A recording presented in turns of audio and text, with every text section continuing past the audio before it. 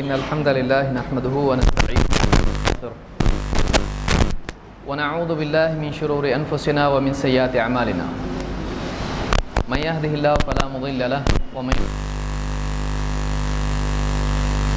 إلا الله وحده لا شريك له عبده ورسوله أما بعد فإن خير الحديث كتاب الله وخير الهدي هدي محمد صلى الله عليه وسلم وشر الأمور محدثاتها وكل محدثة بدعة وكل بدعة ضلالة قال الله تبارك وتعالى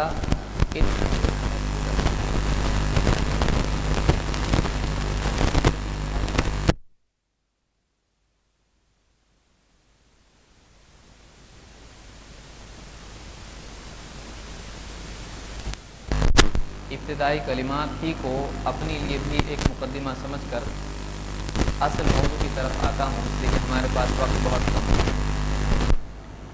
اللہ تعالیٰ نے قرآن کریم میں فرمایا ان علینا للہدی، ہدایت کی ذمہ داری ہم پر ہے۔ لہٰذا اللہ تعالیٰ نے انسان کو علم کے ساتھ پیدا نہیں کیا۔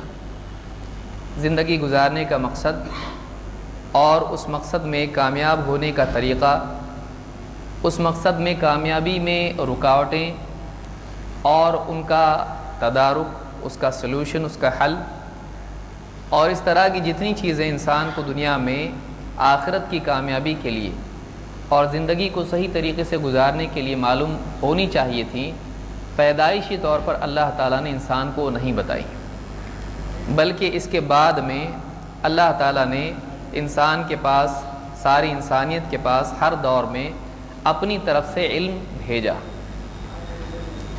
ایک تو رسول بھیجے جو انسان کی شکل میں تھے اور انسانوں کو وہ ان کی اپنی زبان میں اللہ کا پیغام سمجھاتے تھے۔ دوسرے، ان رسولوں کے پاس اللہ کی طرف سے وحی بھیجی جاتی تھی جو کتاب کی صورت میں ہوتی تھی۔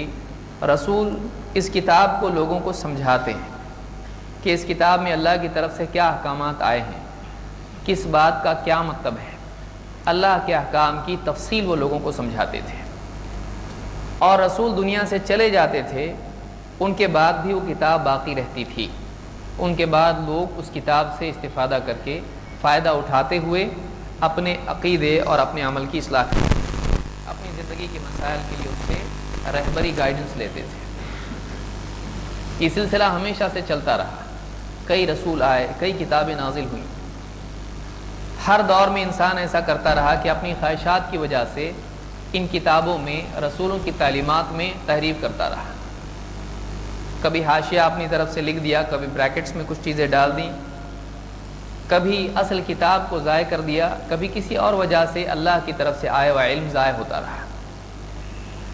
اور اللہ ہر دور میں نئے سرے سے رسولوں کو بھیج کے پچھلی شریعت کی بعض اوقات تائید اور تاکید یا کبھی اس میں اپنی طرف سے تبدیلیاں کرتا تھا، اور نئے رسولوں کے ذریعے سے نئی باتیں لوگوں کے سامنے آتی تھی۔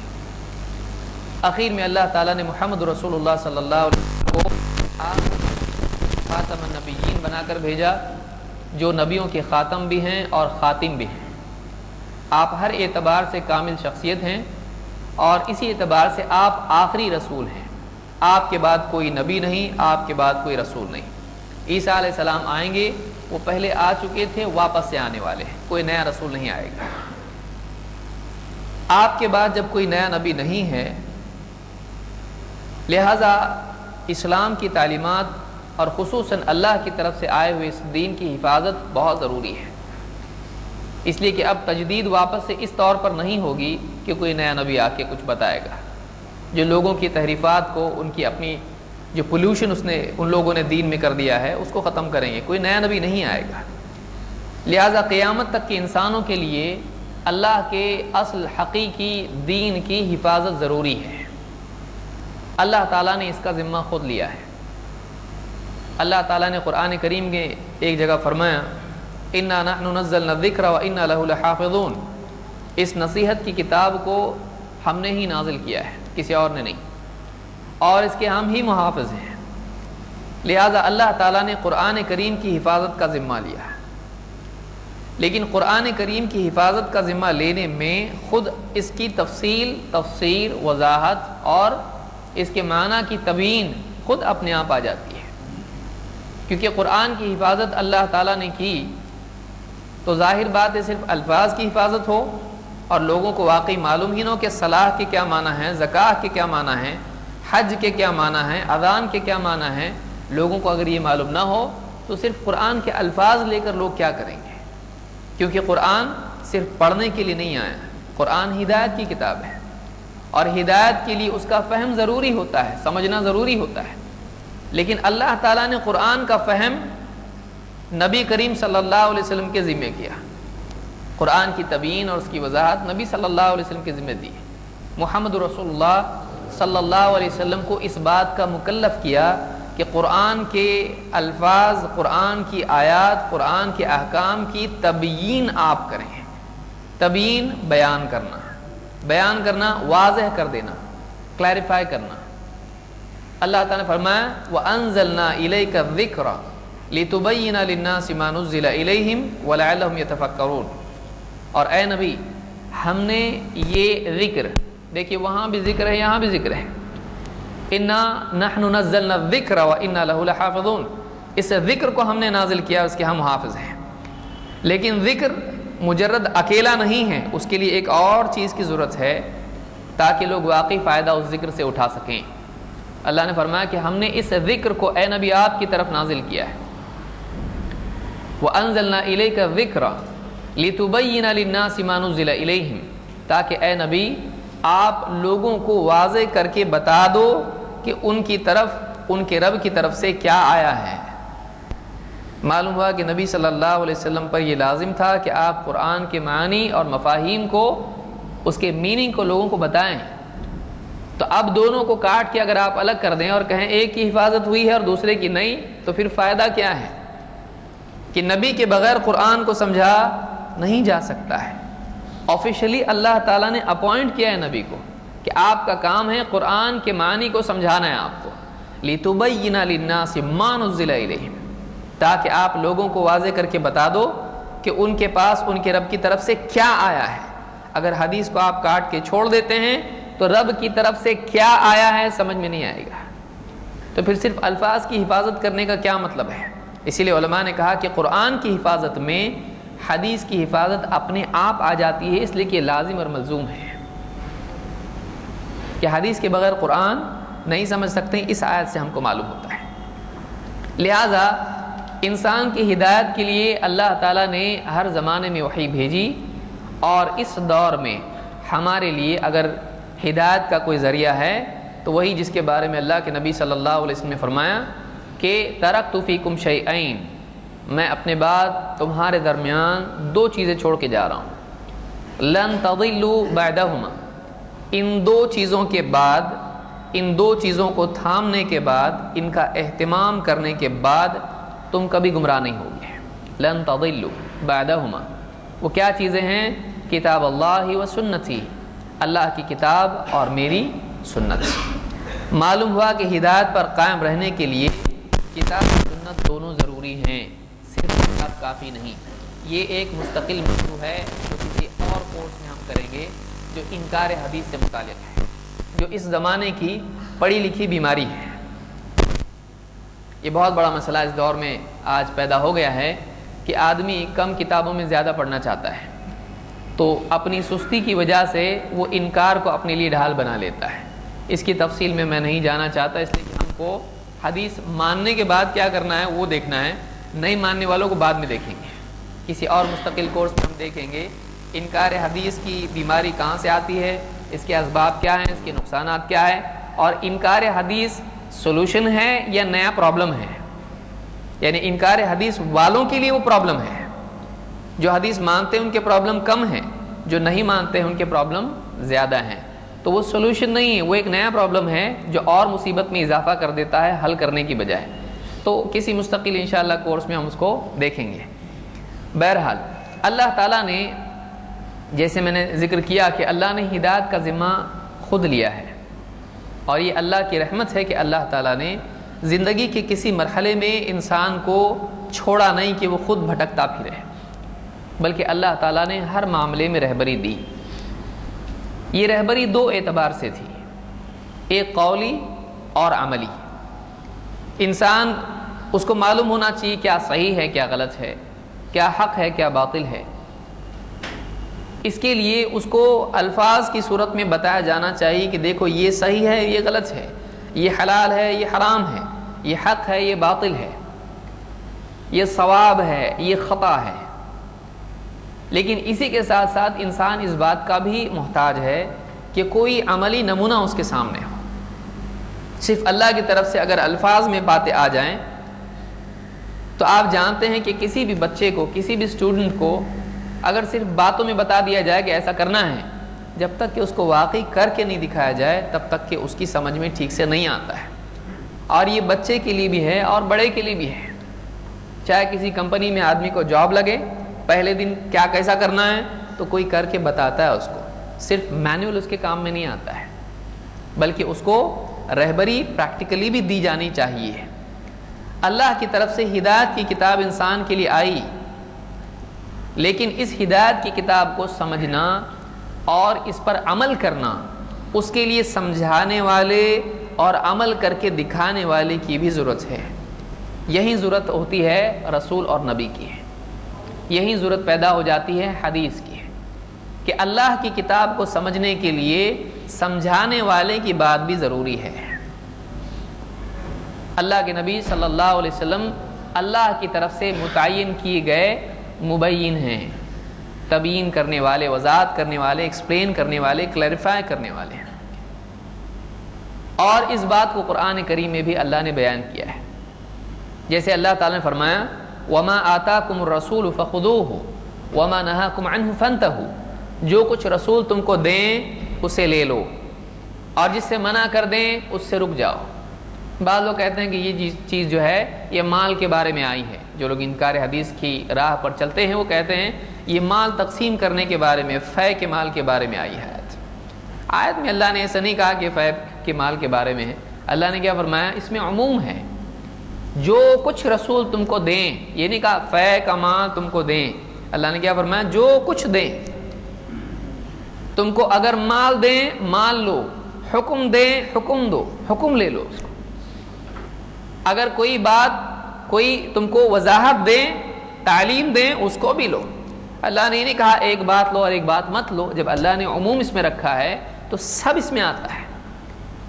اگر اللہ کے نبی صلی اللہ علیہ وسلم کوئی سزا دیں تو سزا بھی آدمی کو ماننی پڑے گی، نبی کی یہ نہیں کہہ سکتا کہ میں نہیں مانتا، ہر چیز رسول کی ماننی پڑے گی۔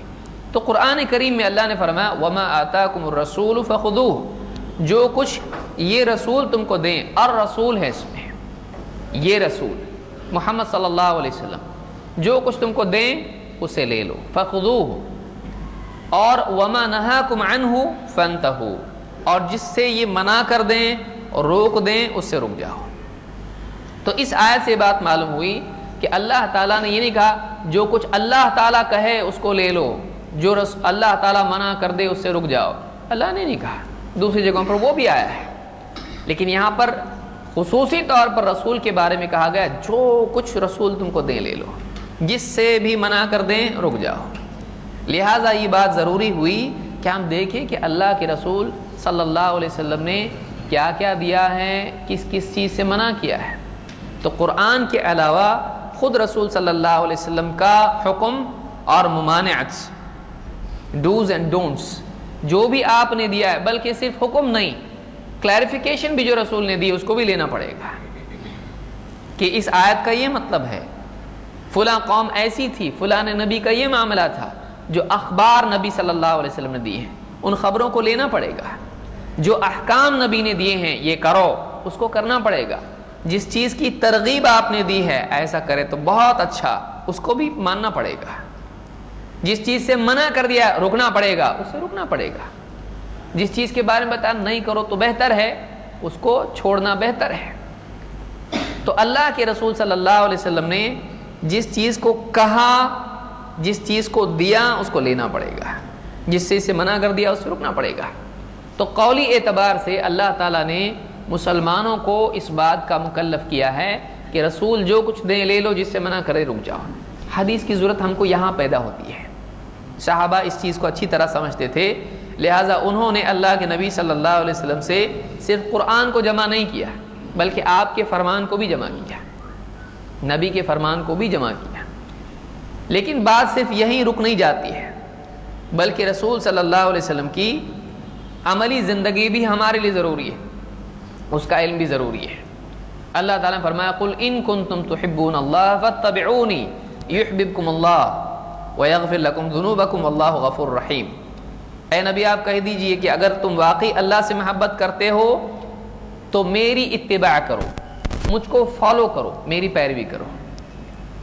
یحببکم اللہ، اللہ بھی تم سے محبت کرے گا، ویغفر لکم ذنوبکم، اور تمہارے گناہوں کی مغفرت کرے گا، واللہ غفور رحیم، اور وہ بڑا مغفرت کرنے والا، رحم فرمانے والا ہے۔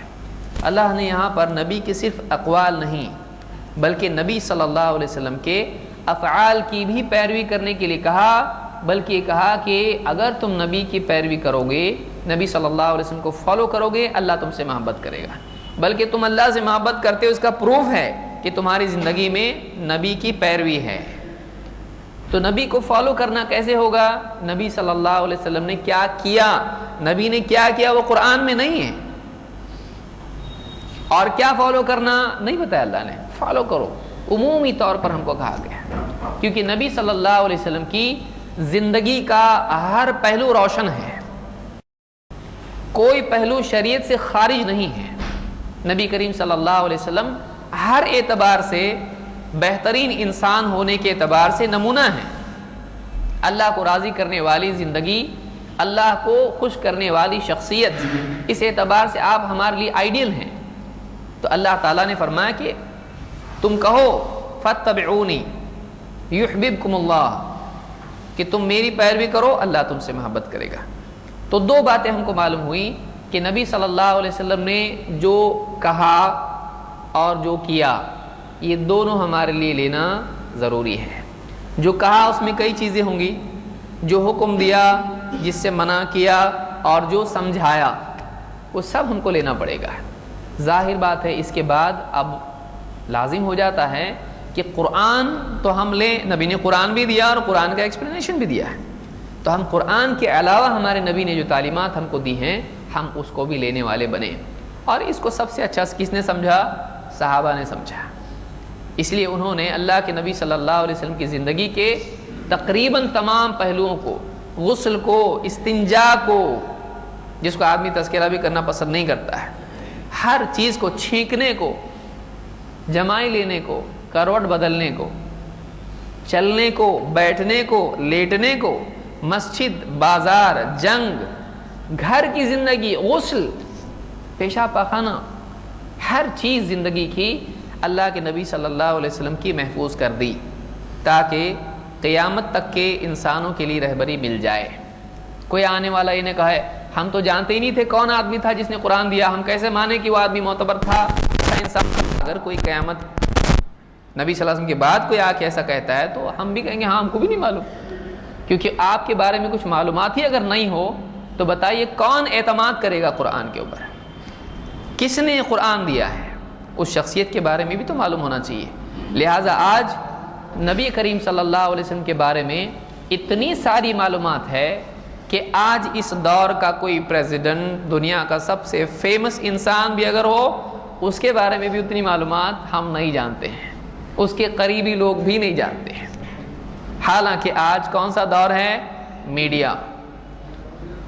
آج اتنے سارے میڈیا اور کتنے وسائل ہیں پہنچانے کے، لیکن اس دور میں بھی بڑی سے بڑی شخصیت، کسی بھی شخصیت کا آپ اس کا نام ذہن میں لائیں اور سوچیں کہ اس کے بارے میں آج کتنا ڈیٹا لوگوں کے سامنے ہے، اور نبی کریم صلی اللہ علیہ وسلم کی زندگی کے کتنے پہلو ہیں، کیا کھاتے تھے، کیا پسند تھا، کیا پسند نہیں تھا، کیسا چلتے تھے، کیسا اٹھتے تھے، کیسا بیٹھتے تھے، نماز کیسی، نماز میں انگلی کہاں رکھتے تھے، نگاہ کہاں رکھتے تھے، روزہ کیسا ہوتا تھا، زندگی کا ہر پہلو۔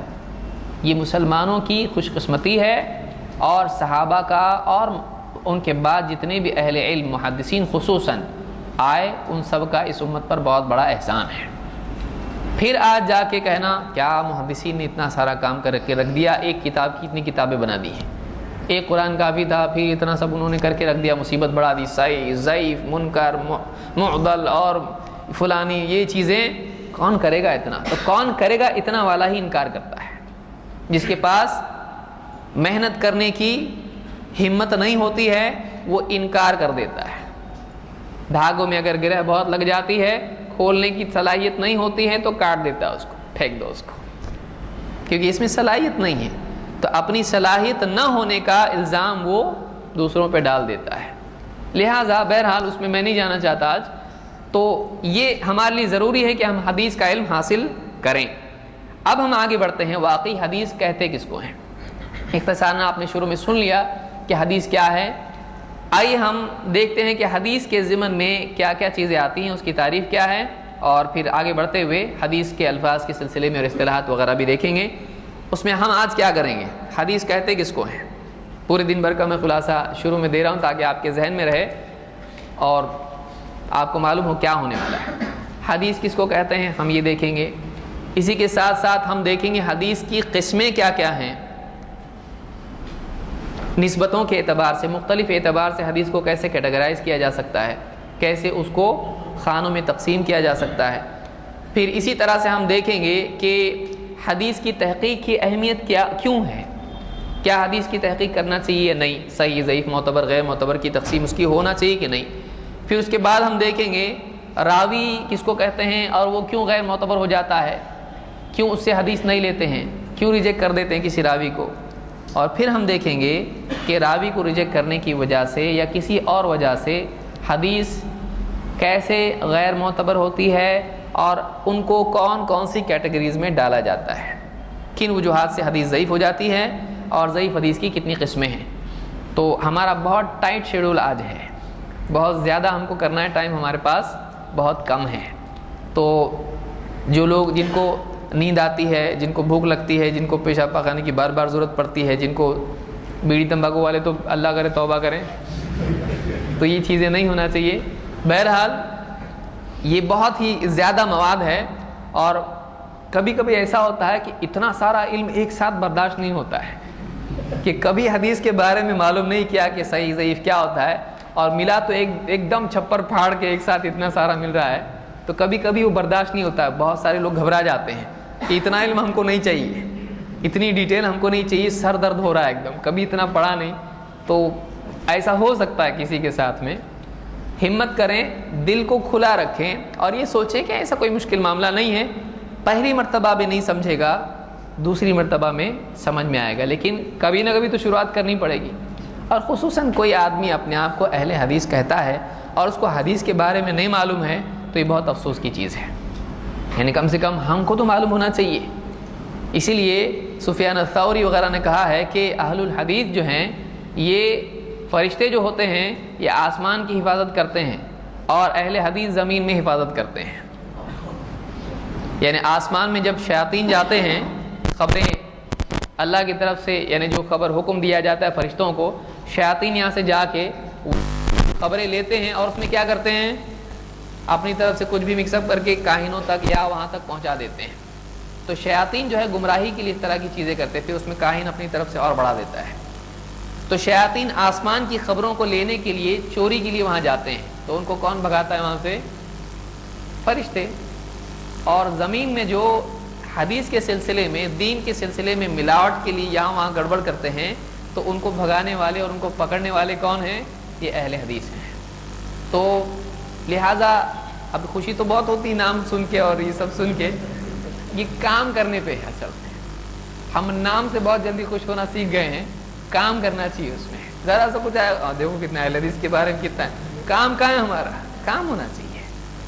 اس لیے حدیث میں اللہ کے نبی صلی اللہ علیہ وسلم فرماتے ہیں کہ من بطأ به عمله لم يسرع به نسبه، جس کو اس کا عمل پیچھے کر دے اس کو اس کا نسب آگے نہیں کر سکتا ہے۔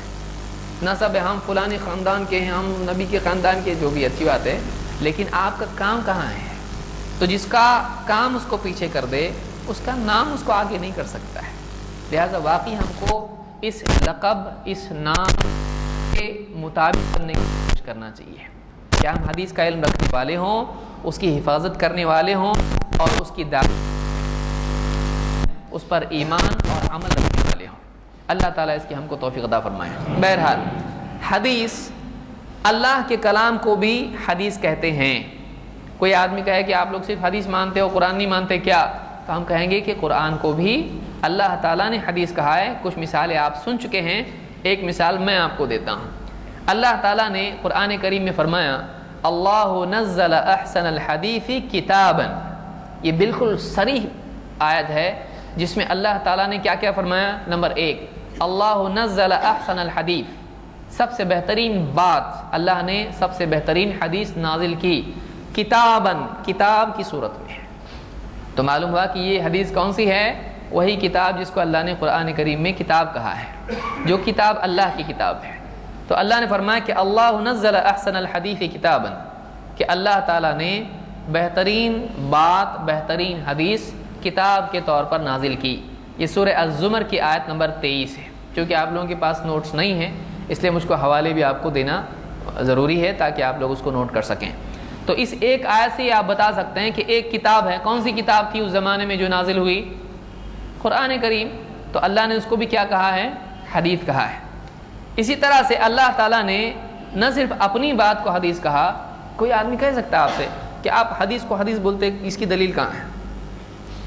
اب ایسا دور آ گیا ہے کہ ہم دوسروں کو پہلے دلیل مانگتے تھے، اب دوسرے ہم کو بھی دلیل مانگنا شروع کیے ہیں، اور اتنی دلیل مانگ رہے ہیں کہ جو نہیں مانگنا چاہیے۔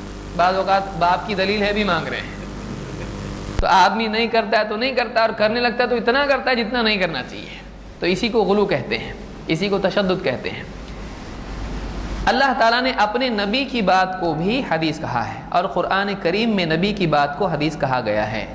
اللہ تعالیٰ سورہ التحریم آیت نمبر 3 میں فرماتا ہے۔ ان چیزوں کو زیادہ سمجھانے کے لیے اتنا وقت نہیں ہے، اس لیے میں بہت ساری چیزوں کو سرسری طور پر ذکر کرتا نکل رہا ہوں۔ اللہ نے فرمایا وَإِذْ أَسَرَّ النَّبِيُّ إِلَىٰ بَعْضِ أَزْوَاجِهِ حَدِيثًا، یہ سورہ التحریم کی آیت نمبر 3 ہے۔ اور جب نبی نے اپنی کسی بیوی سے سرگوشی کرتے ہوئے اس کو ایک حدیث بیان کی، یعنی اس سے بات کی۔ اذ اسر النبی الی بعض ازواجہ حدیثا، کہ جب نبی نے اپنی کسی بیوی سے ایک بات خفیہ طور پر کہی اور مخفی رکھنے کے لیے کہی، تو ایک بات، کس کی بات ہے؟ وہ نبی صلی اللہ علیہ وسلم کی بات ہے۔ تو نبی نے ایک بات اپنی بیوی سے بتائی، لیکن کیسا بتایا؟ اس کو عام کرنے کے لیے نہیں کہا، بلکہ کیا کہا؟ اس کو اپنے تک رکھنا۔ تو نبی صلی اللہ علیہ وسلم کی اس بات کو اللہ نے کیا کہا؟ حدیث، کہ اذ اسر النبی الی بعض ازواجہ حدیثا۔ تو حدیث کا لفظ نبی کے کلام کے لیے بھی قرآن کریم میں استعمال ہوا ہے۔ تو اللہ کا کلام بھی حدیث اور نبی صلی اللہ علیہ وسلم کا کلام بھی حدیث، یہ قرآن میں آیا ہے۔ پھر حدیث میں بھی کیا حدیث کو حدیث کہا گیا ہے؟ جیسا ہم آج حدیث کہتے ہیں، تو صحیح بخاری میں کتاب الرقاق میں حدیث نمبر 6570، نمبر آپ کے آگے پیچھے ہو سکتے ہیں، کم سے کم میرے نمبر آپ یاد رکھ لیں تاکہ مجھ سے کنفرم کر سکتے ہیں واقعی انگلش میں کہاں ہے، کیونکہ انگلش میں گڑبڑ ہو سکتا ہے۔ یہ انگلش والوں نے ایک مصیبت کیا کر دی، ہر والیوم کو نیا نمبر دے دیا ہے۔ اب اگر 10 نمبر حدیث بتاتے ہیں جتنے والیوم سے، سب کے 10 نمبر، تو مصیبت ہو جائے گی۔ عام طور سے عرب علماء ایسا نہیں کرتے ہیں، وہ کیا کرتے ہیں، ایک نمبر سے لے کے اینڈ تک وہ اس کا یونیک نمبر رہے گا، تو یونیک نمبر سے ایزیلی حدیث سمجھ میں آئے گی کہ کون سی ہے، چاہے کسی بھی والیوم میں ہو۔ تو میں عربی کے اعتبار سے میں نمبر دے رہا ہوں، آپ اس کو یاد رکھیں۔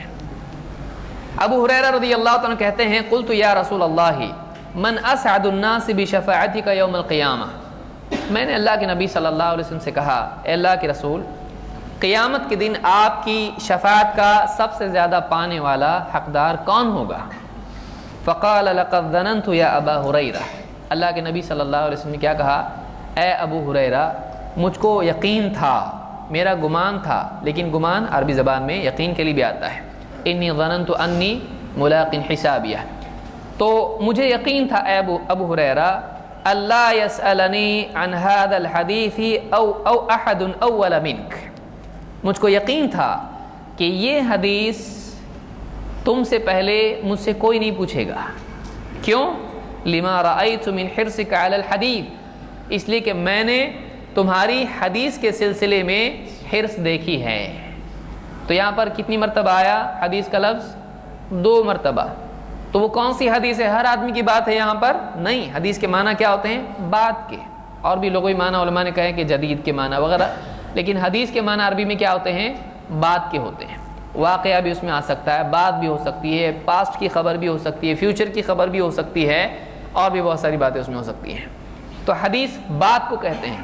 لیکن یہاں پر کیا کہا جا رہا ہے؟ آپ نے فرمایا کہ اے ابو ہریرہ، مجھے یقین تھا کہ تم سے پہلے یہ حدیث مجھ سے کوئی نہیں پوچھے گا، اس لیے کہ میں نے تمہاری حدیث کے سلسلے میں حرص دیکھی ہے.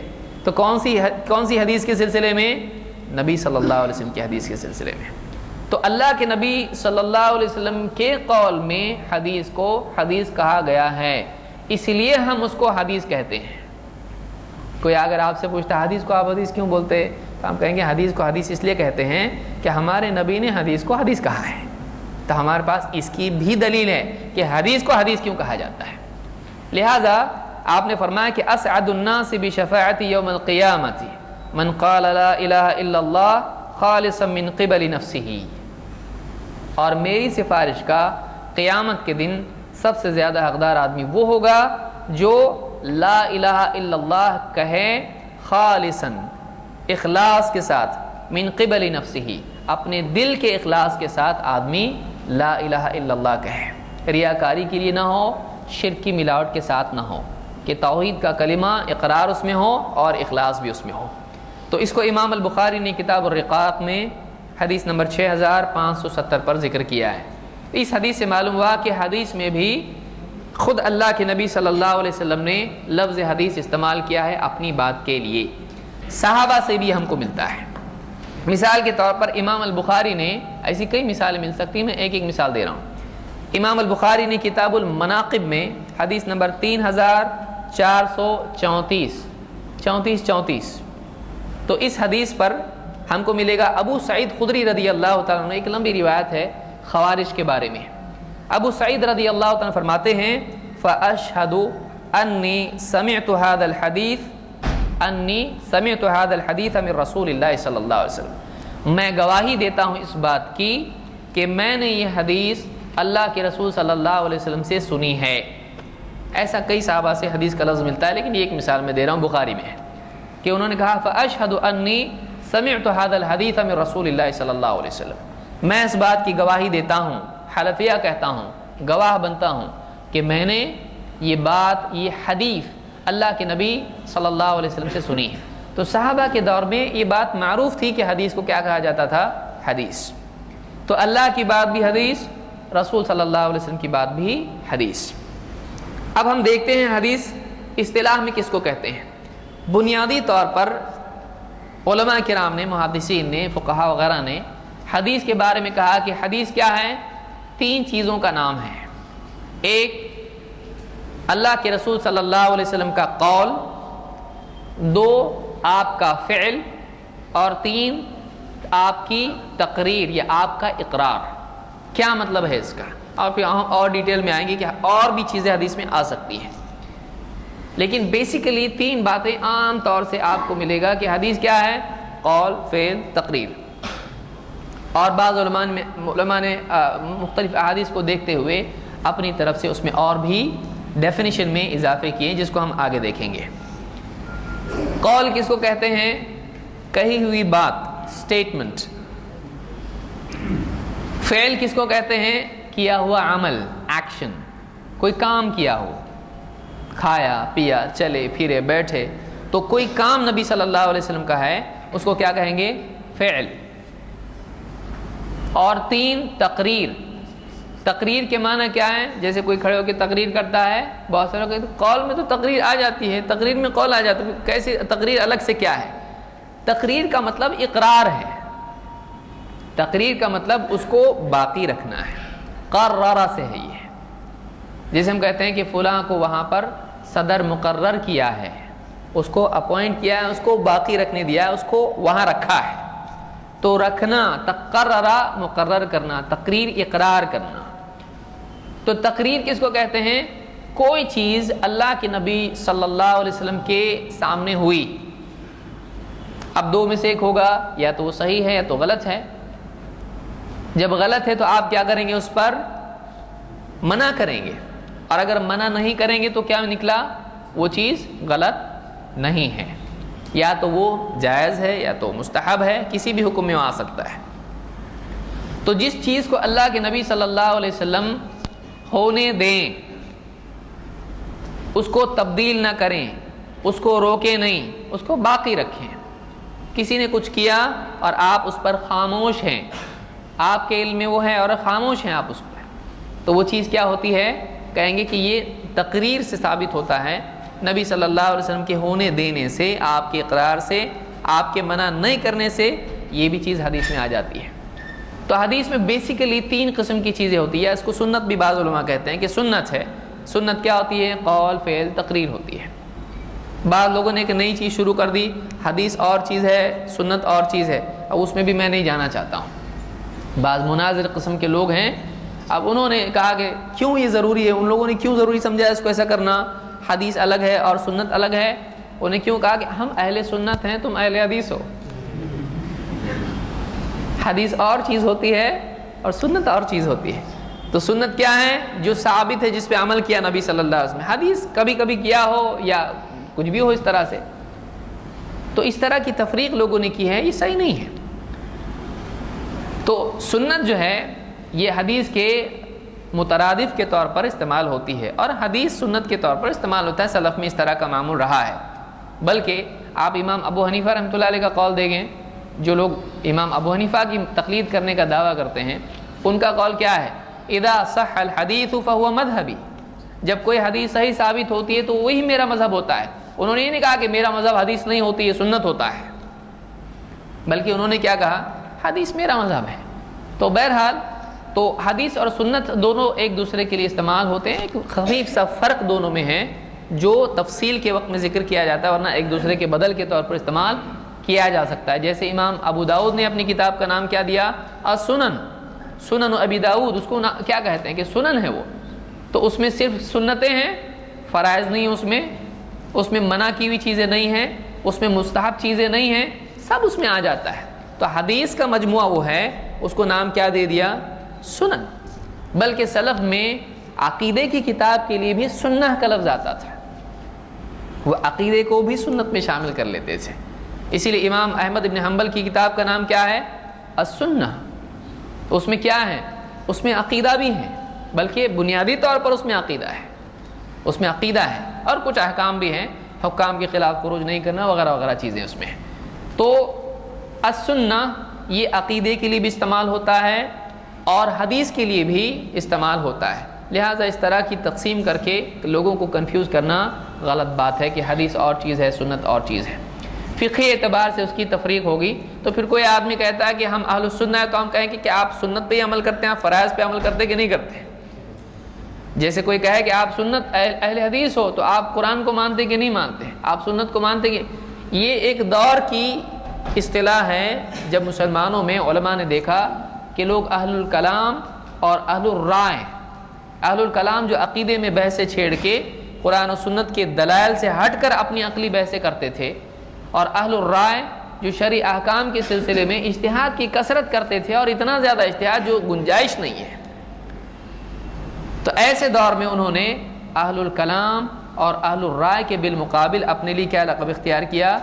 اہل الحدیث، جو حدیث میں ہم اس پہ عمل کرتے ہیں، اپنی رائے سے دین میں کچھ نہیں کہتے، ہم اہل کلام نہیں، ہم اہل الرائے نہیں۔ تو یہ ان کے بالمقابل اہل الحدیث استعمال ہوا ہے۔ سمجھ میں آ رہی بات؟ تو یہ یاد رکھیں۔ تو حدیث 3 چیزیں بنیادی طور پر ہوتی ہیں، ایک قول، دوسرے فعل، اور تیسرے تقریر، اور علماء نے مختلف طور سے اس کی تعریف بیان کی ہے۔ آئیے دیکھتے ہیں قولی حدیث کس کو کہتے ہیں۔ نمبر 1، اس کی مثالیں ہم دیکھتے چلے جائیں گے، اور اس میں حدیث میں اب تفصیل سے دیکھتے ہیں حدیث کے ذخیروں میں، حدیث کی کتابوں میں کیا کیا چیزیں ہم کو ملتی ہیں جو حدیث کے تحت ہم کو ملتی ہیں۔ نمبر 1، قولی حدیث، ایک حدیث کی قسم ہے جو قول ہوتا ہے نبی کا صلی اللہ علیہ وسلم۔ مثال کے طور پر ابن عمر رضی اللہ عنہ فرماتے ہیں کہ اللہ کے رسول صلی اللہ علیہ وسلم نے فرمایا، بنی الاسلام شہادتی اللہ الہ الا اللہ وان محمد رسول اللہ واقام الصلاۃ وایتاء الزکاۃ والحج وصوم رمضان۔ بخاری اور مسلم میں حدیث موجود ہے. ابن عمر رضی اللہ عنہ کی روایت ہے کہ اسلام کی بنیاد 5 چیزوں پر رکھی گئی ہے. یہ ابن عمر کیا کہہ رہے ہیں؟ اللہ کے رسول صلی اللہ علیہ وسلم نے فرمایا. تو یہ کس کا قول ہے؟ اللہ کے نبی صلی اللہ علیہ وسلم کا. اور 5 ارکان یہاں پر بتایا گیا اسلام کے کہ لا الہ الا اللہ اور محمد رسول اللہ کی گواہی دینا، نماز قائم کرنا، زکوٰۃ ادا کرنا، حج کرنا اور رمضان کے روزے رکھنا. یہ اسلام کی بنیادی چیزیں ہیں. اس پر اسلام کی بنیاد ہے. یہ قول کس کا ہے؟ اللہ کے نبی صلی اللہ علیہ وسلم کا. تو اس کو کہتے ہیں کہ یہ قولی حدیث ہے یا یہ قول ہے اللہ کے رسول صلی اللہ علیہ وسلم کا. تو حدیث میں نبی صلی اللہ علیہ وسلم کا قول بھی آتا ہے. نمبر 2، اس میں اللہ کے نبی صلی اللہ علیہ وسلم کا فعل بھی آتا ہے، آپ کا عمل بھی آتا ہے. جیسے عائشہ رضی اللہ عنہ فرماتی ہیں کان النبی صلی اللہ علیہ وسلم یصلی رکعتین خفیفتین. اللہ کے رسول صلی اللہ علیہ وسلم 2 ہلکی رکعتیں پڑھا کرتے تھے بین النداء والاقامت من صلاۃ الصبح. فجر کی نماز، صبح کی نماز میں ندا اور اقامت کے بیچ میں، ندا یعنی اذان اور اقامت کے درمیان 2 ہلکی رکعتیں اللہ کے نبی صلی اللہ علیہ وسلم پڑھا کرتے تھے. تو یہ کیا ہے؟ قول ہے؟ نہیں. یہ کس کا عمل ہے؟ اللہ کے نبی صلی اللہ علیہ وسلم کا. تو حدیث میں اللہ کے نبی صلی اللہ علیہ وسلم کا فعل بھی آتا ہے. یہ بخاری اور مسلم کی روایت ہے. اسی طرح سے اللہ کے رسول صلی اللہ علیہ وسلم کے سامنے اگر کوئی عمل ہوا اور آپ نے اس پر انکار نہیں کیا، یعنی اس سے منع نہیں کیا، تو وہ چیز بھی کیا ہوتی ہے؟ حدیث کے ضمن میں آتی ہے اور اس کو تقریر کہتے ہیں. مثلا قیس ابن عمر رضی اللہ عنہ فرماتے ہیں رأى رسول اللہ صلی اللہ علیہ وسلم رجلا یصلی بعد صلاۃ الصبح رکعتین. اللہ کے رسول صلی اللہ علیہ وسلم نے ایک شخص کو دیکھا کہ وہ صبح کی نماز کے بعد، کون سی نماز؟ فجر کی نماز کے بعد 2 رکعتیں وہ پڑھ رہا ہے. آپ نے دیکھا. کس نے دیکھا؟ اللہ کے نبی صلی اللہ علیہ وسلم نے. فقال رسول اللہ صلی اللہ علیہ وسلم صلاۃ الصبح رکعتان. صبح کی نماز تو بس 2 رکعتیں ہیں. تم فجر کی ہوئی نا نماز، اب کون سی پڑھ رہے ہیں؟ یہ تو 2 ہی ہیں. صلاۃ الصبح رکعتان. فقال الرجل انی لم اکن صلیت الرکعتین اللتین قبلہما فصلیتہما الآن. اس آدمی نے کہا کہ میں نے جو فجر کی نماز سے پہلے 2 رکعتیں ہوتی ہیں وہ نہیں پڑھی تھیں. فصلیتہما الآن، تو اب میں نے وہ پڑھ لی، اب پڑھ رہا ہوں. فسکت رسول اللہ صلی اللہ علیہ وسلم، تو اللہ کے رسول صلی اللہ علیہ وسلم خاموش ہو گئے. تو یہاں پر اس کو امام ابو داؤد، ترمذی اور ابن ماجہ نے روایت کیا ہے اور شیخ الالبانی نے اس کو صحیح کہا ہے. اس حدیث میں کیا ملا ہم کو کہ ایک آدمی فجر کے بعد 2 رکعتیں پڑھنے لگا. تو کیا آپ نے پڑھنے دیا اس کو؟ آپ دیکھیں اس میں 2 مرحلے ہیں، اس شخص کی وضاحت سے پہلے، اس شخص کی وضاحت کے بعد، اس شخص کی کلیریفیکیشن کے پہلے اور اس کے بعد. پہلے آپ نے کیا کہا؟ صبح کی نماز تو 2 ہی رکعتیں ہیں، یعنی آپ نے کیا کیا؟ اس کو منع کیا، کیونکہ فجر کے بعد نماز نہیں ہے. تو چونکہ وہ آدمی کھڑا ہو کے پڑھ رہا ہے فجر کے بعد میں، تو آپ نے کہا نہیں ہے فجر کے بعد تو، یعنی فجر کی تو صرف 2 ہی رکعتیں ہیں، یہ کیا ہے؟ یہ کون سی نماز پڑھ رہے ہو؟ اس آدمی نے کہا نہیں، میں نے جو پہلے ہوتی تھی، فجر کے پہلے کی 2 سنت ہے وہ نہیں پڑھی تھیں، تو میں اب اس کو پڑھ رہا ہوں. تو اب اس وضاحت کے بعد آپ نے کچھ کہا نہیں پڑھنا چاہیے، آپ نے نہیں کہا، آپ خاموش ہو گئے. یعنی آپ نے پہلے انکار کیا کیونکہ آپ کو معلوم نہیں تھا کہ وہ کون سی نماز ہے.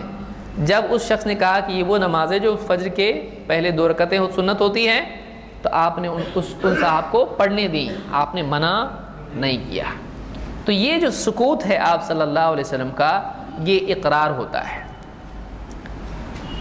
اللہ کے نبی صلی اللہ علیہ وسلم کی ایک حدیث جس میں آپ نے فرمایا من رأى منکم منکرا فلیغیرہ بیدہ فإن لم یستطع فبلسانہ فَإِن لَّمْ يَسْتَطِعْ فَبِقَلْبِهِ وَذَلِكَ أَضْعَفُ الْإِيمَانِ، جو آدمی کسی برائی کو منکر کو ہوتا دیکھے وہ اس کو ہاتھ سے روک دے، اگر طاقت نہ ہو زبان سے روکے، اگر اس کی بھی طاقت نہ ہو دل سے روکے، دل سے اس کی مخالفت کرے۔ اور یہ ایمان کا سب سے کیا ہے؟ کمزور ترین درجہ ہے، اضعف الایمان، ایمان کا سب سے کمزور درجہ ہے۔ کیا آپ نبی صلی اللہ علیہ وسلم سے یہ توقع کر سکتے ہیں کہ آپ طاقت ہونے کے باوجود بھی نہیں روکیں گے؟ پھر بول سکتے ہیں پھر بھی نہیں روکیں گے؟ مدینہ میں اسلامی حکومت ہے، مسلمان ہیں، سب پاور پورا ہے، جان دینے کے لیے لوگ تیار ہیں، ایک حکم پہ سب کچھ کرنے کے لیے تیار ہیں، پھر بھی ایک برائی ہو رہی ہے اور آپ خاموش ہیں، ایسا ہو سکتا ہے؟ نہیں۔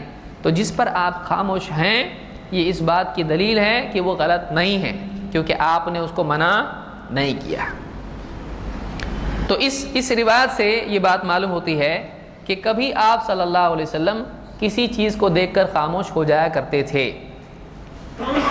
لہذا وہ چیز غلط نہیں ہوتی ہے، اس کو تقریر کہتے ہیں۔ اور آگے آئیے، حدیث میں اب اگر کوئی آدمی یہی بتائے کہ اتنی تعریف ہے، قول فعل تقریر، تو کئی حدیثیں حدیث کی ڈیفینیشن میں سے نکل جائیں گی۔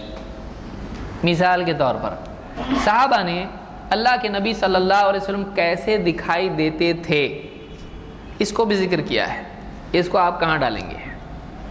کیونکہ آپ کا قول ہے اس میں نہیں، آپ کا عمل ہے نہیں، کیسے دکھائی دیتے تھے کوئی عمل ہے نہیں، اور تقریر اس پر ہے کسی نے عمل کیا آپ خاموش ہو گئے نہیں۔ تو آپ کی ظاہری حیت جس کو آپ کہتے ہیں، فزیکل ایٹریبیوٹس، آپ کی جسمانی صفات، یہ بھی حدیث میں آتی ہے۔ مثال کے طور پر بخاری اور مسلم کی حدیث ہے، انس رضی اللہ تعالیٰ فرماتے ہیں انی، کہتے ہیں کہ ما مسست حریرا ولا دیباجا الینا من کف النبی صلی اللہ علیہ وسلم، میں نے کوئی بہترین سے بہترین حریر اور دیباج، یہ کپڑے کی قسمیں ہیں، ریشم کی قسمیں ہیں، میں نے حریر اور دیباج اچھے سے اچھا کوئی ایسا نہیں چھوا جس سے زیادہ نرم اللہ کے نبی صلی اللہ علیہ وسلم کے ہاتھ، جس سے زیادہ نرم اللہ کے نبی صلی اللہ علیہ وسلم کے ہاتھ نہ ہو۔ یعنی کوئی بھی ریشم، کوئی بھی دیباج، کوئی بھی بہترین سے بہترین کپڑا، اس سے زیادہ نرم ہاتھ کس کے تھے؟ اللہ کے نبی صلی اللہ علیہ وسلم کے۔ ولا شممت ريحا قط او عرفا قط اطيب من ريح او عرف النبی صلی اللہ علیہ وسلم، اور کوئی بہترین سے بہترین خوشبو جو بھی میں نے سونگھی، جو بھی خوشبو میں نے لی، اللہ کے نبی صلی اللہ علیہ وسلم کی خوشبو اور آپ کا پسینہ اس سے زیادہ خوشبودار تھا۔ ایسے تھے ہمارے اللہ کے نبی صلی اللہ علیہ وسلم۔ تو آپ کی ہتھیلیاں ایک دم نازک نرم، اور آپ ایک دم خوشبودار، آپ کا پسینہ بھی خوشبو، بلکہ صحابہ کیا کرتے تھے، اللہ کے نبی صلی اللہ علیہ وسلم کا پسینہ کبھی لے لیتے اور اپنے عطر میں اس کو ملا لیتے اور خوشبو بڑھ جاتی تھی اس کی۔ یہ اللہ کی طرف سے چیز تھی۔ آپ صلی اللہ علیہ وسلم صاف ستھرے پاکیزہ انسان تھے، ظاہراً بھی باطناً بھی، دنیا میں بھی آخرت میں بھی۔ تو اس حدیث میں کیا ہے؟ اس میں بس اتنا ہے کہ آپ کے ہاتھ کیسے تھے اور آپ کا پسینہ اور آپ کی خوشبو کیسی تھی۔ اس میں کوئی عمل ہے نہیں، قول ہے نہیں، اس میں تقریر ہے نہیں۔ تو آپ صلی اللہ علیہ وسلم کی جسمانی حیت اگر بیان ہوتی ہے وہ بھی کس میں آئے گا؟ وہ بھی حدیث میں آئے گا۔ اس کو بخاری اور مسلم دونوں نے روایت کیا ہے۔ اسی طرح سے اللہ کے نبی صلی اللہ علیہ وسلم کی اخلاقی صفت، عمل نہیں، صفت اگر کسی صحابی نے بیان کی یا کسی شخص نے بیان کی تو وہ بھی حدیث کہلاتا ہے۔ جیسے انس بن مالک فرماتے ہیں کان رسول اللہ صلی اللہ علیہ وسلم احسن الناس خلقا، اللہ کے نبی صلی اللہ علیہ وسلم لوگوں میں سب سے بہترین اخلاق والے تھے۔ اس میں کوئی عمل نہیں ہے، کوئی تقریر نہیں ہے، کوئی قول نہیں ہے، لیکن اس میں خبر ہے ایک اللہ کے نبی صلی اللہ علیہ وسلم کے اخلاق کے بارے میں۔ تو یہ کیا ہوئی؟ یہ بھی حدیث ہوئی۔ یہ بخاری، امام البخاری نے اس کو روایت کیا صحیح بخاری میں۔ تو یہ 5 چیزیں ہوئی۔ پہلی کیا ہوئی؟ قول، دوسرا فعل، تیسرا تقریر۔ اب اس کے بعد ہم اور آگے بڑھ رہے ہیں، کیا ہے؟ 4 جسمانی صفت یا صفت خلقی جس کو آپ کہیں گے عربی زبان میں، یہ دور ہے تھوڑا، اس کو سامنے کر دے، یہیں اس کو لے لیں، ایسا کریں تو وہاں والوں کو بھی دکھائی دے گا، گرے گا تو نہیں کسی پہ۔ دیکھیے عربی زبان میں خلق اور خلق، وَإِنَّكَ لَعَلَىٰ خُلُقٍ عَظِيمٍ إِنَّ فِي خَلْقِ السَّمَاوَاتِ، تو خلق اور خلق میں فرق ہوتا ہے، تو دیکھنے والے تو کہ کچھ زیادہ کو فرق دکھ رہا نہیں ہے، تو یہ ووبل جو ہوتے ہیں ABCD اس میں نہیں ہوتا ہے عربی میں، تو اس طرح سے اس کے اوپر حرکات ہوتی ہیں۔ تو خلق کے معنی ہے کریشن، بناوٹ، اور خلق کے معنی ہے اخلاق، character, moral conduct, moral values جو بھی اس کو ہم کہتے ہیں، خلق اخلاق جس کو کہتے ہیں، کیریکٹر جس کو آپ کہتے ہیں۔ تو صفت خلقی اور صفت خلقی آپ کہیں گے، تو یہ دونوں صفات جسمانی بناوٹ اور اخلاقی صفات، تو یہ دونوں بھی حدیث میں آتا ہے۔ اسی طرح سے چھٹی چیز